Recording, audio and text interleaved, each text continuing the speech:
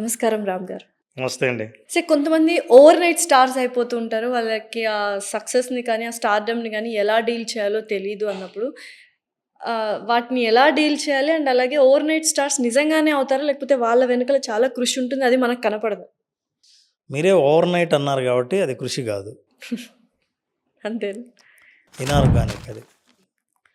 So, స్లోగా develop అయిన దానికి ఎప్పుడైనా సరే వేర్లు బలంగా ఉంటాయి. ఓవర్ నైట్ అయ్యేది యాక్సిడెంట్ అంట. యాక్సిడెంట్ కొంతసేపు ఉంటుంది, బాగుపడతారు, మళ్ళీ బాగా అవుతారు, ఎవరి దావన వాళ్ళు వెళ్తారు అంతే. సో, ఇట్లాంటి యాక్సిడెంటల్ని వాస్తవం అని అనుకోకూడదు. అనుకున్న వాళ్ళు నిలబెట్టుకోలేకపోయారు చాలామంది. అయితే ఎవరైనా సరే ఈ యాక్సిడెంట్ ఒక పర్పస్‌తో అయింది. నేను దీన్ని నిజం చేయాలి. దీనికి ఎందుకో ఒక హయ్యర్ పర్పస్ ఉన్నట్టుంది. నేను దాన్ని నిజం చేయాలని అనుకుంటే మీరేం చేస్తారంటే దాన్ని నిలబెట్టుకోవడానికి మీ టాలెంట్స్‌ని డెవలప్ చేసుకుంటారు. యెస్. డెఫినెట్‌లీ. సడన్‌గా మీరు లీడర్ అయ్యారనుకుందాం. హ్మ్. హ్మ్. ఆ లీడర్‌షిప్ నిలబెట్టుకొని ఇంకా ఎదగడమా? మనిషికి అర్హత లేని మనిషికి లీడర్‌షిప్ వచ్చింది కాబట్టి నిలబెట్టుకోలేక పోగొట్టుకోవడమా అన్నది ఆ మనిషి చేతుల్లో ఉంటుంది. Yes. Definitely. Again we are coming back to visualisation. What do you want to say about it? మనం ఎలా ప్రాక్టీస్ చేయాలి దాన్ని? విజువలైజేషన్ అనేది ఏంటంటే మనకి నాకేం కావాలో ముందు నిర్ణయించుకోవాలి. ఎందుకు కావాలో కారణం వై అని అన్నప్పుడు ఏం కావాలో అన్న దానికి న్యాయం ఉంటుంది. హ్మ్. ఇప్పుడు నాకు ₹1,00,00,000 కావాలి. ఎందుకంటే నేను ఒక అనాథాశ్రమం స్టార్ట్ చేయాలనుకుంటున్నా. ఎవరికైనా సహాయం చేయాలనుకుంటున్నా. అప్పులు తీర్చాలనుకుంటున్నా. మా అమ్మ నాన్నలు సుఖంగా ఉండాలనుకుంటున్నా.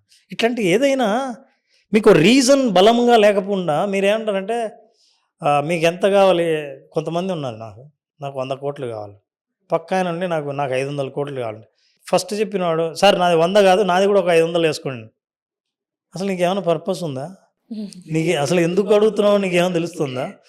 ఇలా సమాజాన్ని చూసి అనవసరంగా రాంగ్ ఇన్ఫ్లుయెన్స్‌తో కోరికలు కోరితే ఏ కోరిక తీరదు. హ్మ్. నిజాయితీగా కోరిక ఉండాలి. ఉండి నెంబర్ 1. నెంబర్ 2, ఈ కోరిక తీరితే మీరు ఎలా ఫీల్ అవుతారో, ఈ కోరిక తీరిన తర్వాత మీ లైఫ్ ఎలా ఉంటుందో దాన్ని విజువలైజ్ చేసుకోవాలి. దట్ మీన్స్ ఎప్పుడైనా సరే మీరు అనుకుంటున్న రిజల్ట్స్ ఎక్కడుంటాయి? ఫ్యూచర్‌లో ఉంటాయి. హ్మ్. అంతేగా? యెస్. ఇప్పుడు మీరు ఇక్కడ ఉన్నారు. ఫ్యూచర్‌కు ట్రావెల్ చేయాలి మీరు మెంటల్‌గా. హ్మ్. ట్రావెల్ చేసి ఫ్యూచర్‌లో మీ బాడీ లాంగ్వేజ్ ఎలా ఉంటుంది? మీ బ్రీతింగ్ ఎలా ఉంటుంది? మీ వాకింగ్ ఎలా ఉంటుంది? మీ సిట్టింగ్ ఎలా ఉంటుంది? మీ యాటిట్యూడ్ ఎలా ఉంటుంది? మీ భావోద్వేగాలు ఎలా ఉంటాయి? అవన్నీ మీరెళ్ళాలి. మీరెప్పుడైతే ఫ్యూచర్‌లో ఉన్న భావోద్వేగాలు, బాడీ లాంగ్వేజ్, ప్రవర్తన అన్నీ ఎప్పుడైతే ఫీల్ అయ్యారో, బాడీ ఏం చేస్తుందంటే ఎక్కడ మీరు ఫీల్ అయ్యారో అక్కడికి తీసుకెళ్ళడం మొదలుపెడుతుంది మిమ్మల్ని. జీవితం మిమ్మల్ని అక్కడికి తీసుకెళ్తుంది. హ్మ్. అక్కడ ఏముంటాయి? మీరు అలా ఫీల్ అవ్వాలంటే మీరు కోరుకున్న కోరికలన్నీ తీర్చిన స్థితి ఉండాలి. ఆ స్థితిని మీరు ఎప్పుడైతే ఫీల్ అవుతున్నారో, ఫీల్ అయిన స్థితికి తీసుకెళ్ళడానికి బాడీ ట్రై చేస్తుంది. యాక్చువల్‌గా అండి విజువలైజేషన్ అంటే ఏదో కొత్తది నేను చెప్పడం కాదు. ప్రతి మనిషికి విజువలైజేషన్ తెలుసు. ఎలా? ఎట్లా అంటే హ్మ్. నెగెటివ్ విజువలైజేషన్ తెలుసు. కష్టాలు, బాధలు, ఫెయిల్యూరు, ఫ్యూచర్‌లో ఇలా అయిపోతానేమో, ఉద్యోగం పోతుందేమో, రోడ్డు మీద పడతానేమో, నన్నెవ్వరూ ఇష్టపడరేమో, రోడ్డున పడితే బంధువుల్లో పరువు పోతుందేమో, ఇవన్నీ ఏం చేస్తుందంటే కష్టాలున్నోళ్ళకి అన్ని కష్టాలంటే మీరు ఎక్కువ ఆలోచిస్తున్నారు కాబట్టి పాపం జీవితానికి తెలీదు. మీరు ఏది ఇష్టపడతారు, ఏది ఇష్టపడరు, మీకు ఏది మంచిది, ఏది కాదు అని. అదే కన్‌ఫ్యూజన్‌లో ఉంటది. బ్రెయిన్ ఏం చేస్తుందంటే మీరు ఎక్కువగా ఏది తలుచుకుంటున్నారో అది మీకు అందించడమే దాని బాధ్యత. హ్మ్. బ్రెయిన్‌కి ఒకటే అండి డ్యూటీ. మీరు ఏది నమ్మారో దాన్ని నిజం చేసే సాక్ష్యాల్ని మీ జీవితాంతం మీకు చూపించడమే దాని పని.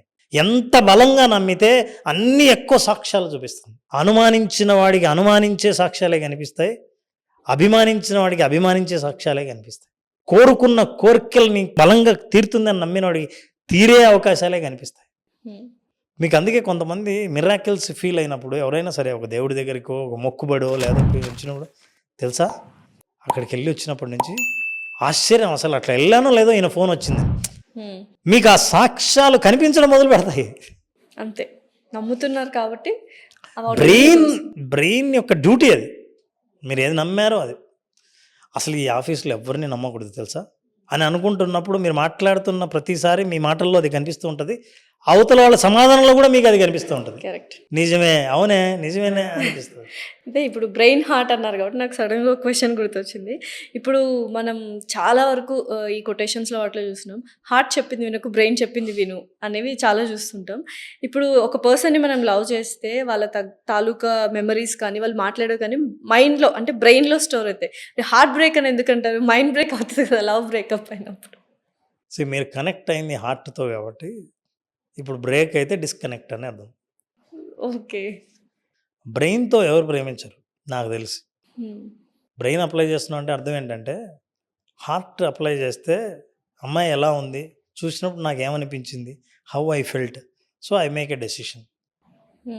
ఇది lot of combinations, chemistry combination, age combination, situation combination, your state of mind combination, ఇవన్నీ కలిసి యూ మేక్ ఎ డెసిషన్.